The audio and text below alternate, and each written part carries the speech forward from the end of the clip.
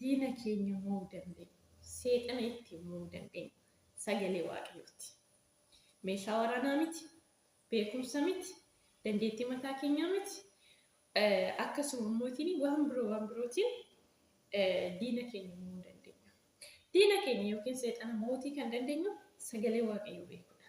Sagalee waaqayyoo beekuu du'a osoo hin taane sagalee waaqayyoo isa beekne sana itti jiraachuudha.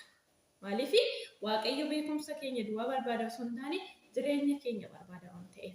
Egaa tajaajilaan tokko namni tajaajilu tokko yaada seexanaa akka galmaan hin geenyeef duraan dursee maal godha? Sagalee waaqayyoo yaada seexanaa, kaayyoo seexanaa, dubbii seexanaa akka hin tajaajillee fi tajaajilli isaa suni galma seexanni barbaadu sana bira akka hin geenyee fi sagalee waaqayyoo sirriitti beekuun barbaachisaadha. Tajaajilaa duwwaatu mootiin sagalee waaqayyoo beeka miti.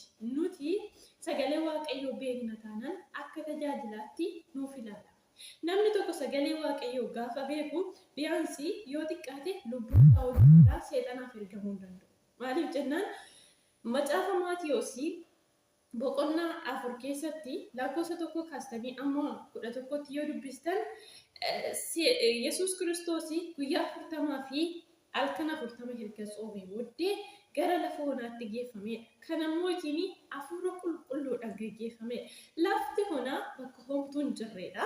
Lafti onaa iddoo awwaalchaa ta'uu danda'a. Lafti onaa bakka biraa ta'uu danda'a. Garuu homtuu hin jiru lafa onaarra. Homtuu hin jiru lafa onaarra, lafa duwwaadha jechuudha. Egaa seexanni gaafa Yesuus Kiristoos guyyaa 40 halkan 40 erga tsoomee booddee maal ta'e? Hin beela'e.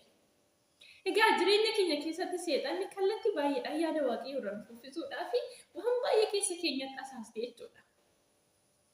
Erga beela'ee booddee seexanni dhufee erga dhugumaan jedhe ilma waaqayyoo ta'uusaa seexanni beeka. Kadhannaa akkasii yeroo baay'ee hin kadhatan namoonni baay'een.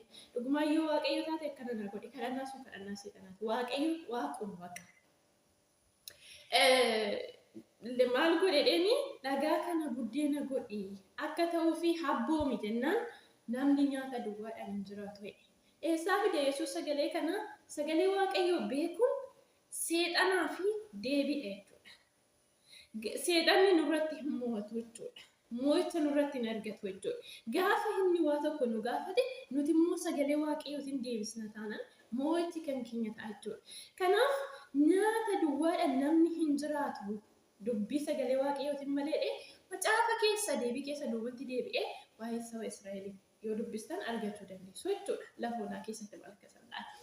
So deebi'ee mootiin ammas kana egaa beekeera mo'ameera waan ta'eef lammaffaa irratti gara fiixee mana qulqullummaatti ol baasee yoo dhugumaan ilma waaqayyoo taate asirra gadi darbadhu inni mootiin maaliin godha? Macaafa faarfannaa 91 fidee dhagaan miilli kee dhagaatti akka hin buuneef ergamoota isaa siif hin ergaa. Isaan dhufanii maal godhu? Harkatti si baatu jedheen.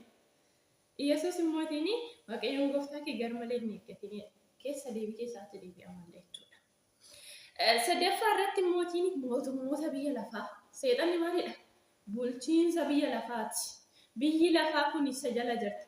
Faallaa sagalee waaqayyoo kan jiraatu biyyi lafaa bulchiinsa maalii jala waan jirtuuf? Seexanaa jala waan jirtuuf jechuudha. Waaqayyo waan hundumaayyuu maal godhee? Gaarii godhee uume. Seexanni mootiin wantoota garaagaraa kan ofii isaa godhatee namoota yaada waaqayyoo irra maal godheedha? Maksee jira jechuudha. Faallaa sagalee waaqayyoo akka jiraataniif. So ammas mootummoota biyya lafaa kana qabeenya biyya lafaa kana itti argisiisee yoo kuftee naaf sagaddee maaliin taata jedheeni qabeenya kan hundumaa siifan kennaadhe. Yesuus mootiin maal jedheeni? Seexanaan na duraati jedheen. Waaqayyo gooftaa keetiif sagadi isa duwwaadhaaf hojjedhu kan jedhu caafamee jira waan ta'eef siif ajajamuu hin danda'u. Har'a baay'een keenya bakka seexanni nu waametti gaafii seexanni nu gaafate deebii kan dhabne sagalee waaqayyoo wallaaluu keenya.